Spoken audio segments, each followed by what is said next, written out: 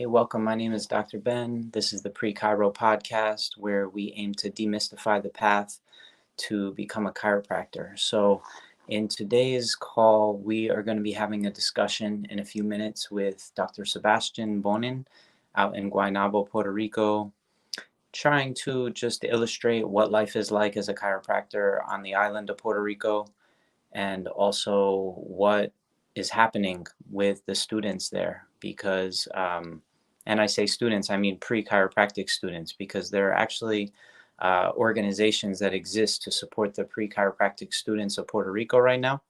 And I believe that Dr. Sebastian is aware of this. I'm going to ask him about that.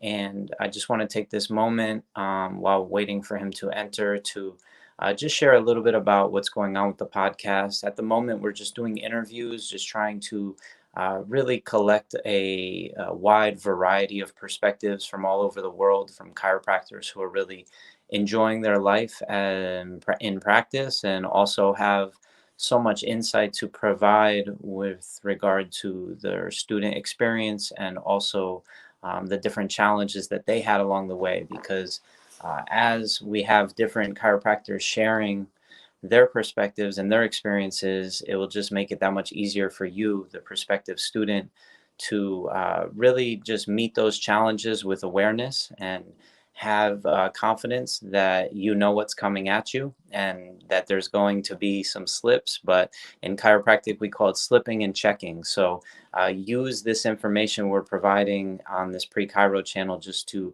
really get checked in why you're doing this and keep being reminded of what's to come after chiropractic school, right? We're interviewing lots of different chiropractors that have lived that life, have been there before as students, but are already well into their practice years. Some of them are already retired and they're just giving back because they recognize the importance of just really helping you, the young chiropractor, improve your skills, improve your understanding of what you're doing here, and just get clear on the path and get clear on what's going on within the world of chiropractic. So I've got Dr. Sebastian entering the room right now with me, and coming from Puerto Rico with a beautiful picture in the background. Here he There is. you go. What's up, brother? What's up? Hey, How you so doing?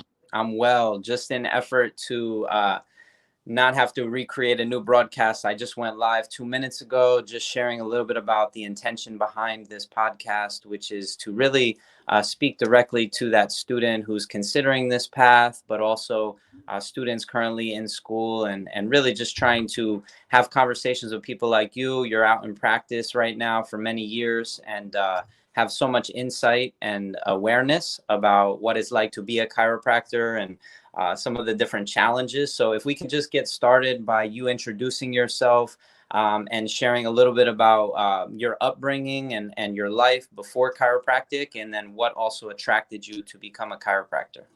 Cool.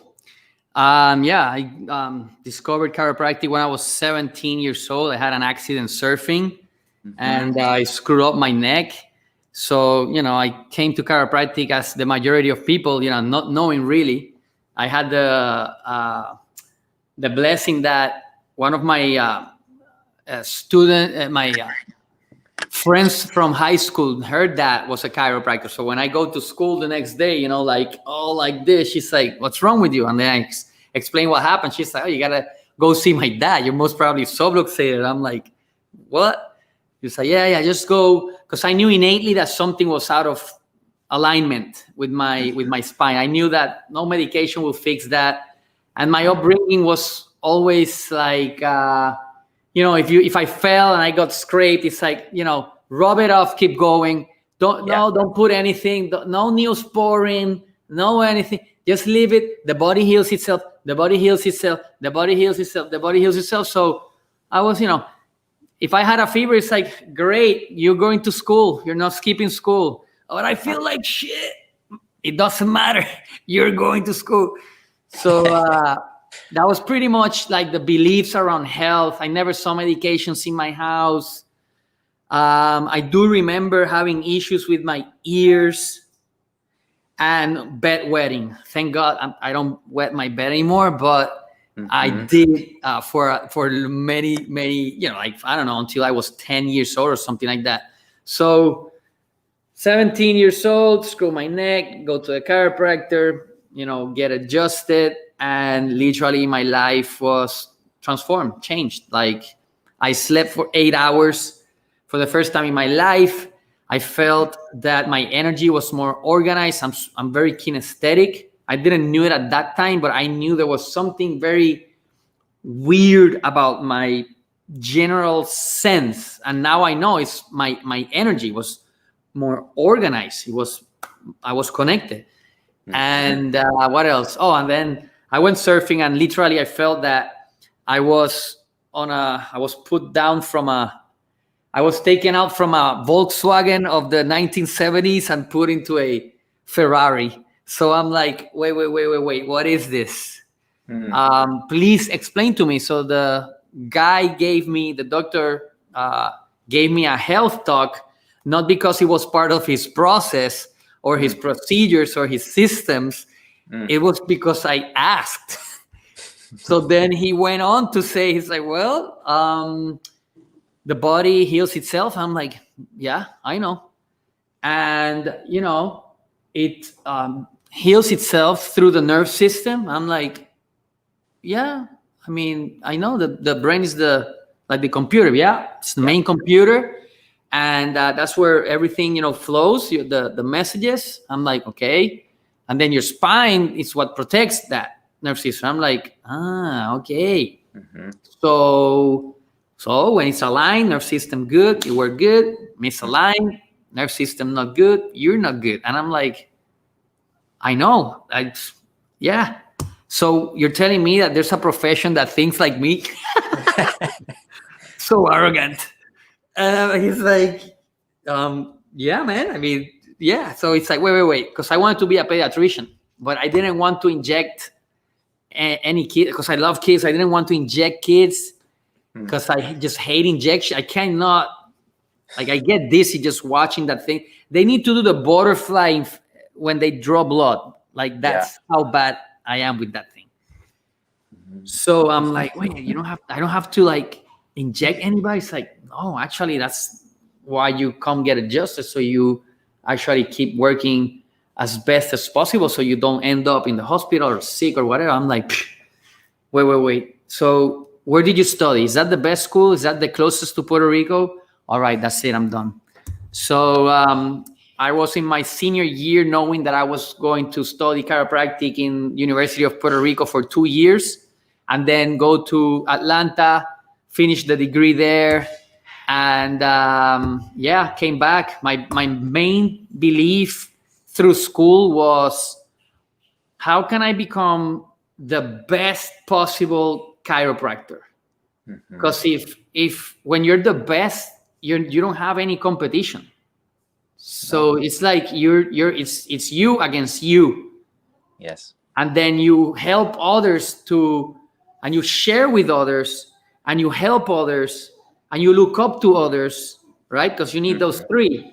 You need people in your level, so you're all walking together, going through the same things. You need a mentor that you look up to and, challenges you and asks you different questions that you will never ask yourself.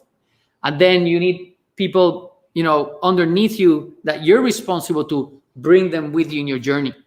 Absolutely. So transitioning the dialogue into your student experience at life in Atlanta, who are some of those mentors that were ahead of you?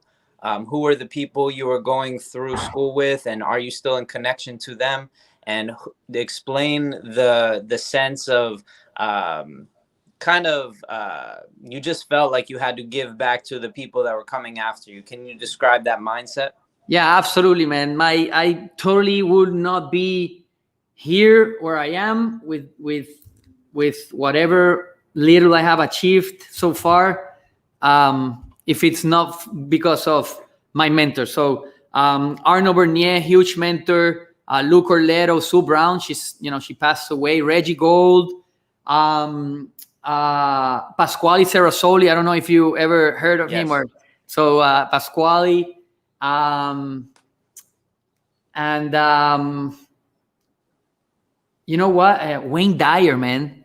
Wayne Dyer was like the first like spirituality program I heard, like these cassettes, because there were cassettes by that time. Yeah. And yeah, so those pretty much were my mentors. Also, um, New Beginnings. Yeah.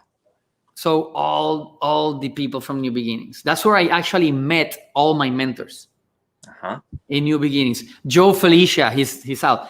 Dr. Guy Rickman, huge mentor of mine, one of my favorite speakers and just like visionaries. I What was really, it that these mentors provided for you in regards to, we're talking yeah, to someone who's thinking about going to chiropractic school. So yeah. what was it about these people that had such an impact on your life, on your path to becoming a chiropractor? Yeah. So remember, we're taught in school that chiropractic is a philosophy, art, and science, but they almost always leave out what it's also, which is a business. Mm-hmm. So I needed somebody who will teach me the science of chiropractic, the art of chiropractic, the philosophy of chiropractic, and the business of chiropractic. And that's where I set myself. So I will find, for example, Arno. He was amazing on the philosophy, amazing in the art, weak on the business side of it, weak on the relationship side of it. Okay, so let me grab this, and what can I learn from his experience? And no judgment. It's my experience, right? Of course. I totally, got a lot from him. Lou Corlero, amazing, chiropractor. The art, the science, the philosophy, very bad on the business. So I'm like, wait, there's something missing here. Then I met Charlie Ward, which was my first coach, and then I learned the business of chiropractic. Mm-hmm. And now it's like, now I understand why I need systems and procedures in my office so I can then achieve my mission more. I can do it, I can scale it. It's more durable. It's transferable. I mean, it's really set up as a business. So I can help more people, have more fun. Guy Rickman, public speaker. Hey, ven acá. That's my dog. I'm sorry. It's all good. What right about the culture of chiropractic school? Can you speak a little bit about what your experience was with? Yeah, it was just great, man. Working in groups and kind of working together to yes, go to all the clubs. There was a club about public speak point zero club. And it was about communication. And that was the first time I was like hearing about, neurolinguistic and like the science of communicating. Mm-hmm. Then I wanted to get my hands on people. So motion palpation. I wanted to be able to also have a sense of not only the structure, but also the meningeal side of it. And when I was in school, Donnie Epstein was developing his stuff, but he was so inaccessible to students that it turned me off. And then I met Sue Brown, and then she was so accessible. It was so easy to ask, to learn. It was so much more simpler, her model, that it attracted me more. I gravitated more towards that side. To be specific for the prospective students, Sue Brown developed something called biogeometric integration, which you can check out bgiseminars.com. And there's also a Facebook page where you can get a little bit of a flavor, a touch, a taste of BGI. It's a very beautiful way of looking at the human body. Right. So, and then I had my chiropractic group. I had there were three Argentinians, one Ara Bagdasarian. I hope that he watches this because he's amazing.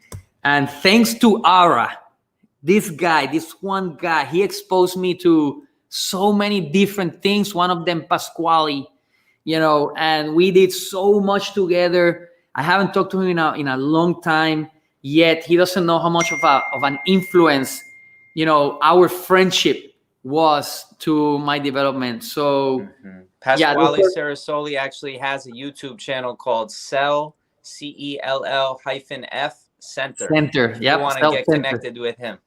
Yeah, self-centers, man, they're amazing. And then while in school, I was invited to do 2 3 mission trips while I was a student, just Mhm. because I was a staff in Arno's seminars. Yeah. I really got a lot of hands-on prior to graduation because of the mission trips, and so I had a little bit of a different skill set. So many students came to my apartment, and then we will do on Wednesdays 2 hours. The first hour will be talk about something about philosophy or maybe a book I was reading and related to chiropractic, and then the second hour will be hands-on and teach them advanced muscle palpation. Have you heard about that? Yeah, but From it was created by Reggie Gold. No, Spinology. right, there you go. And Nick Spano, Yes, right? Nick Spano. So vertebrail, that was how Reggie called it, vertebrail. Yeah, it was pretty cool. It's pretty cool stuff. Helped me out still. It's part of my toolbox, and it's really cool. So Can you talk about the importance of being like a leader as a student, and being like kind of looked at as somebody who's a good example to learn from? Because obviously being on staff at MLS seminars meant that you had achieved a certain level of competency in your adjusting and your confidence to teach people the art of adjusting. But obviously as students, you're not licensed yet. Can you talk a little bit about that transition to just being a beginner's mindset and staying in the beginner's mindset, but transitioning to helping students move forward, and how that helped you as a student? Man, first, I never considered myself a leader. I never thought that I was the shit. Like literally, like you ask me, I'm still learning, bro. Yeah. I'm still learning. Yeah. It's like the more time I do it, it's like, holy cow, like this is so complex. This is so, yet so simple. We're so powerful. Like when you start seeing changes and you haven't even touched them, yet your presence clears 80% of what's happening. Yep. That's when you start questioning, wait, so how important it is for me to come prepared and to do the homework before going into the adjusting day. So getting up early, exercising, preparing my body, meditate, pray, read, I don't know, whatever you need to do to prepare physically, mentally, emotionally, and spiritually. So then you tune in the instrument, boom, you're ready. So yeah, I never considered myself a leader. I really was trying to become the best, and that's never a destination. It's always in progress. Right now, it's been 7 years since I'm not in active practice, because now I'm running my businesses. So I have 3 practices, one in Puerto Rico. The second one, it's already signed. So we're going to open a second office on 2021, and the third office also in Puerto Rico. I have another office in South Carolina, and then another one in North Carolina. So now it's a matter of raising these doctors so they can now see and achieve and become whatever it is that they need to become. So I'm just a facilitator in their own process.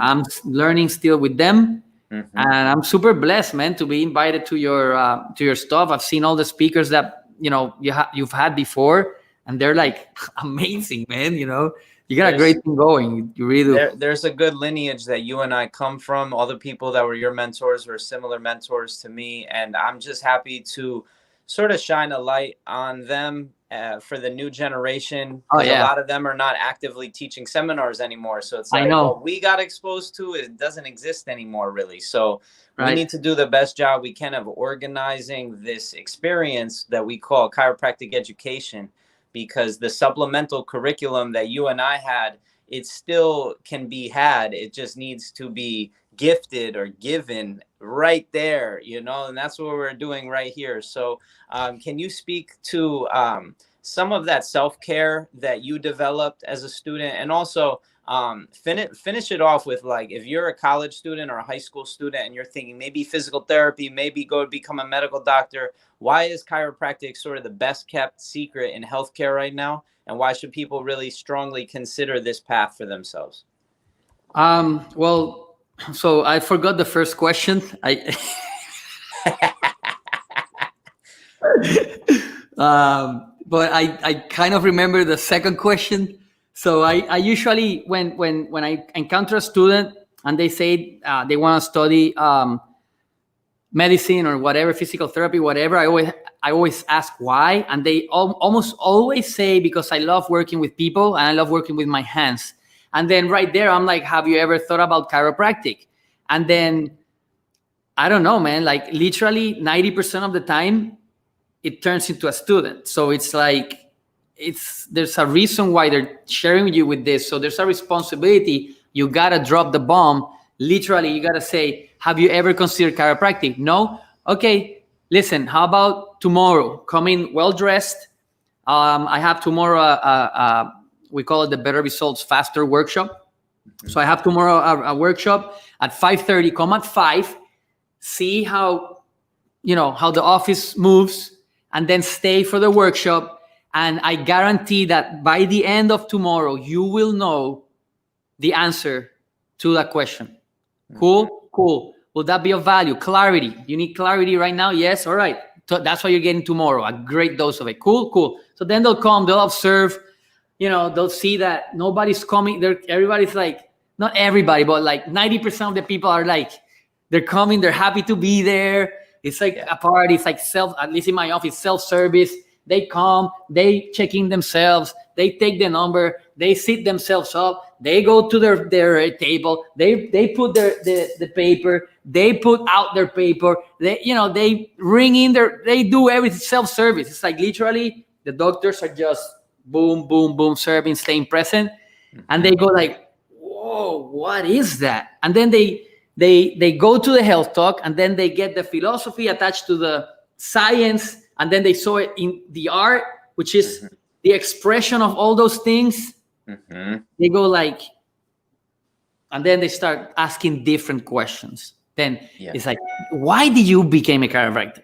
And then they want to know about you, and that's when then you give them your heart, and then that's it. Then it's about it's about them always, not always. Yeah, being in a place of service. Thank you for giving us your heart today. I think you've shared so much perspective and insight, and given just a gist of where you're coming from. You're having a good time, you're enjoying yourself, life is good, you're a chiropractor in practice. I know you're not in full time these days, but can you speak about that transition out of practice and to just trying to serve more at maybe a bigger level, or maybe just really valuing trying to uplift the new graduates? I don't know where the inspiration came from. Absolutely. This is a conversation, a recurring conversation I'm having.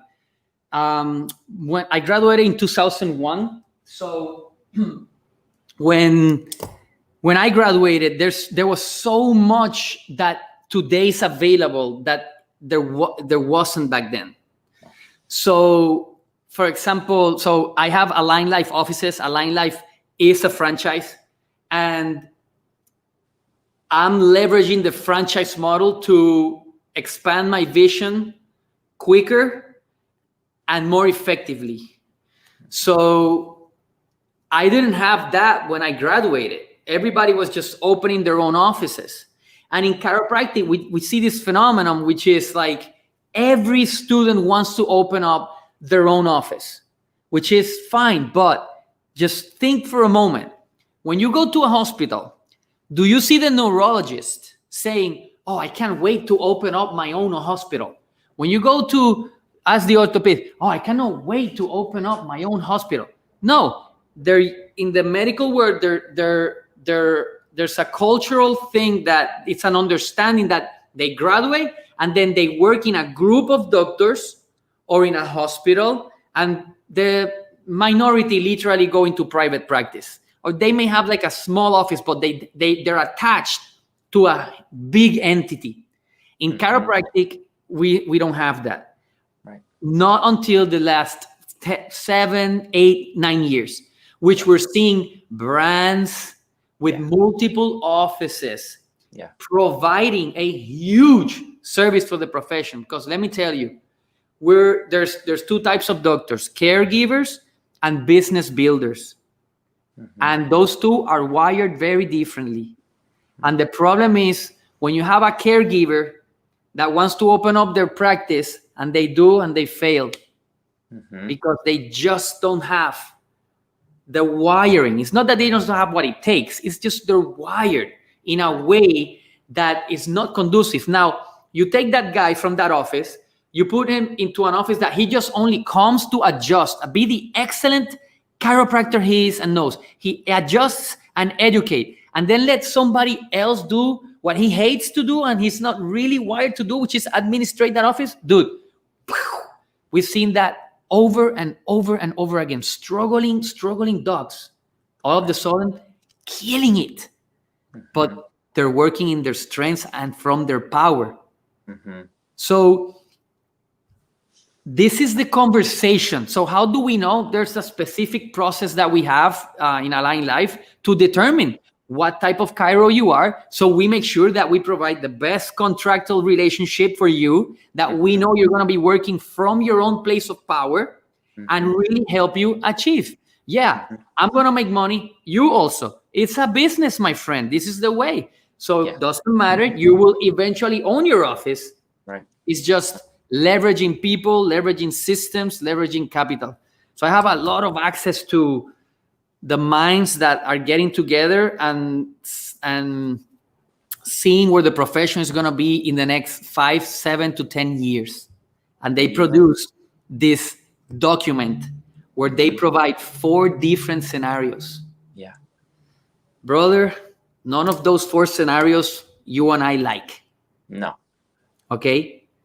So because they did that exercise is why 2 things. 1, you're seeing brands of chiropractic emerge, Align Life, Health Source, 100% Chiropractic. You're seeing chiropractors attaching to those brands innately,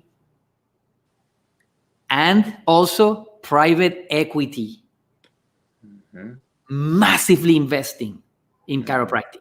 People that non-chiropractors. Non-chiropractors, correct.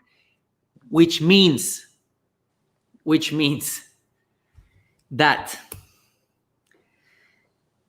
you have to play this game intelligently and very well informed. It's like right now opening a box in the wall. I love it. It's so pure, my friend. I will absolutely do it. I will die of hunger. It's not a model right now. Maybe you can pull it off. But 80-90% of the rest of us that maybe don't have your gifts and talents, that's a toughie, man, you know?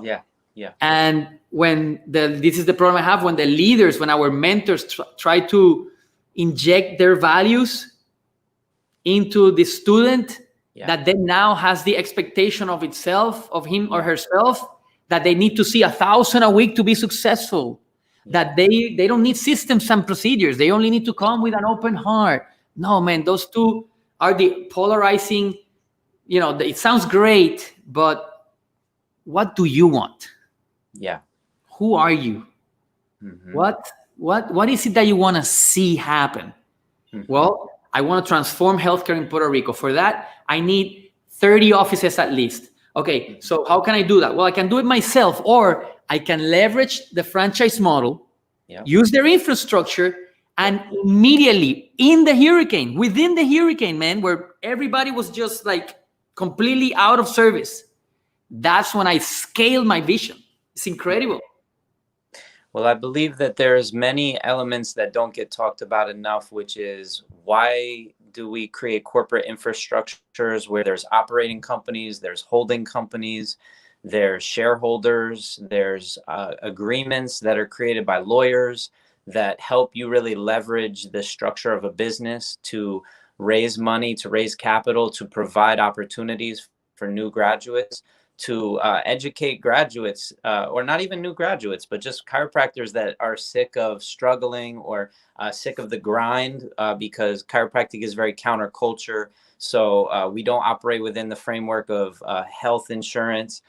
We don't necessarily provide care and get reimbursed by the system. So we have to go off on our own. And the best way is to really understand how the banks work, understand how to really scale your skills. And like you said, if you have systems and procedures that have been in place and a brand that's been created so that you have an influx of new people. And then you also have systems that can keep those people there, that you just need to show up and do what you love, which is to communicate the science, art, and philosophy. So I definitely hear where you're coming from. And it's really interesting, some of the things that you just talked about, because I do believe that, one thing, business credit. Most people never heard of business credit. They don't know that most businesses need to have collateral. Sure, in chiropractic, that's equipment, but if you don't practice with x-rays, or if you don't have a building that you practice in, then your business is not worth much. You're trying to sell a chiropractic office that has nothing. Yeah, it's you. It's personality based. So I definitely think that as a message to a prospective student, you don't need to make $1 million to be happy as a chiropractor. Really, you just need to make a living that affords you the ability to live your life the way you want to live it. And a lot of the times you'll hear messages where chiropractors are talking about seeing 1,000 a week. And that's exciting to some, but that's not for everybody. So it's up to you to figure out what is your path. And Sebastian, I appreciate you sharing so many different things today. It's a very beautiful conversation. And Thanks, I think that is just the tip of the iceberg, really. Like you could go for hours, I'm sure, on the different intricacies of practice, the different ways of how a student can begin to think about their practice. But anyway, final message to that high school or college student in Puerto Rico, maybe in Spanish, just why chiropractic, and where can they find you? I'm sorry, my dog just killed a huge iguana. That's why I'm like freaking out, right? Afuera. Out. Dude, this is crazy. Holy cow. Yeah, afuera. Vamos afuera. Afuera. Ven. Ven, afuera. Hey,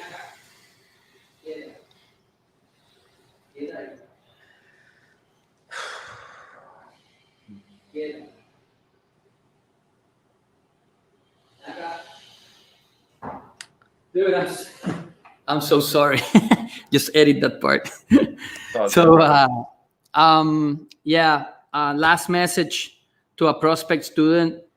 Yeah, you know how it is, man. You don't choose chiropractic, it chooses you. It's so beautiful that you can get paid for something that you absolutely love. My friends, they look old, they have white hair, they're fat, they're, not my friends, but my high school friends. When we get together, that's what I see. And,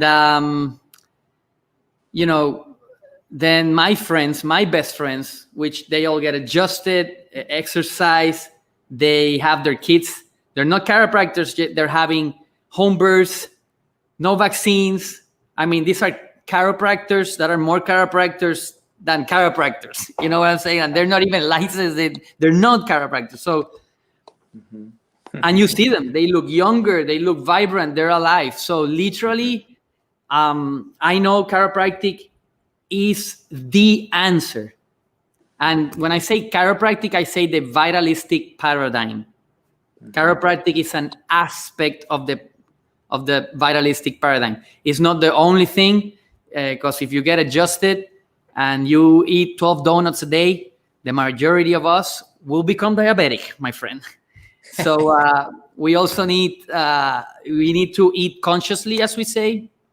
We move and have and live a life of purpose. So like whatever it is that you're doing, just make sure that you absolutely love it, and that you're pumped, that you're getting up, and you're just gonna do it, which has been a really challenging thing, because now with the pandemia, my role in my offices in Puerto Rico is to create the videos and to get the external and digital patients, so the attraction side of it.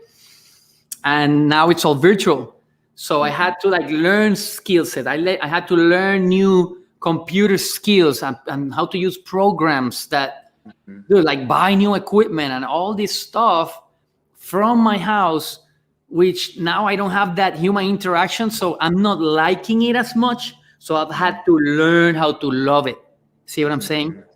So, because I know it's not about me, it's about all these people that has been assigned and that they, to me and our tribe, and we need to reach out. So Cool. we say marketing in the Remarkable Practice. I'm a coach for the Remarkable Practice. I'm also a coach for Align Life, which is the franchise. And we say that marketing is an act of kindness. So that's actually very true. So yeah, man, just go get into, if you're a prospective chiro student, just reach out and go visit different offices. There's two types of chiropractors. It's like the difference between the dentist and orthodontists, right? They both work with the teeth, right? But they both do very different works and outcomes. It's not that one is better than the other one. It's just really what are the goals that the person or the practice member has, and then you decide which one is the right fit for you. Yeah, exactly. You know? So not right or wrong, not better or worse. You know, it is what it is. You're either doing dentistry or orthodontist. You're either the therapeutic model of chiropractic, or you're doing the corrective and lifestyle model of chiropractic, which is what I represent and teach. Awesome. Thank you so much for sharing these insights. Prospective students out there, if you have any questions, drop them in the comments below. Please like and subscribe the page. Pre-chiro, just like pre-medicine, is getting established. Right now, pre-medicine, pre-med, pre-physical therapy have over 500,000, 750,000 hashtags being used. Pre-chiro has under 100, but we're about to change that. So yes. I believe the biggest subluxation in this profession is a lack of focus on pre-chiro and bringing the right people into the profession for the right reasons. But here we are doing that. We're providing transparency. My last name's Glass. It's all about seeing clearly through the looking scope.